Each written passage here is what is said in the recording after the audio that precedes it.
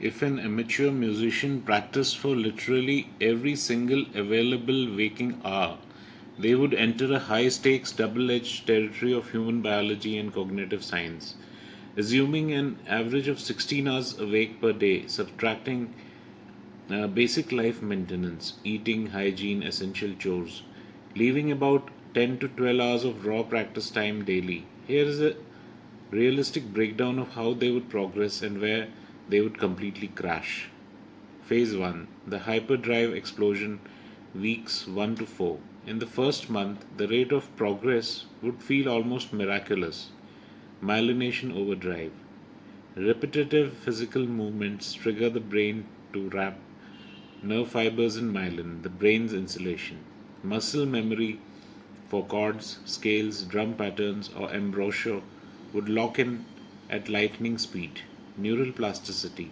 The auditory and motor cortices of the brain would physically expand to accommodate the constant influx of musical data. The result, they would transition from a struggling amateur to someone with highly fluid mechanical coordination. Songs that used to take months to learn would be memorized in days. Phase 2, the physical and cognitive wall, months 2 to 3. This is where biology catches up, and progress doesn't just plateau, it can actively reverse. The law of diminishing returns. Effective practicing requires active, deliberate focus, meticulous self correction. After about 3 to 4 hours of intense concentration, the brain's prefrontal cortex runs out of glucose. Practice beyond this point becomes mindless noodling, which actually programs mistakes into the muscle memory. The physical toll. Guitarists and string players. Severe tendinitis, carpal tunnel syndrome, or raw bleeding fingertips. Pianists. Repetitive strain injuries in the wrists and forearms. Wind and brass players, focal dystonia, loss of control in facial muscles or vocal cord damage, vocalists, permanent nodule damage on vocal folds. Vocalists cannot physically practice more than 1.5 to 2 hours a day without destroying their instrument. If they push through this physical pain, they risk permanent medical injury that could end their playing career entirely. Phase 3, the missing link, sleep integration.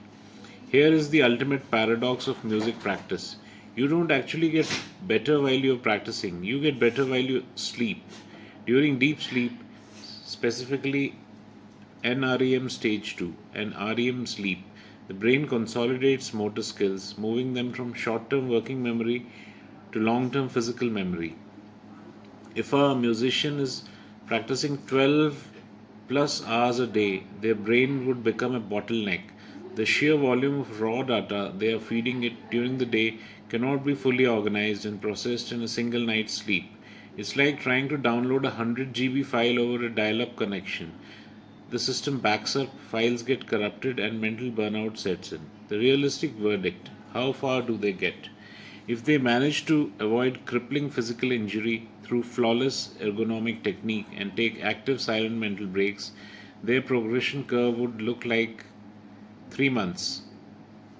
Equivalent standard practice time, about 1 year of normal practice at 1 hour per day, resulting skill level, advanced beginner, high physical dexterity, basic repertoire memorized but lacks emotional nuance.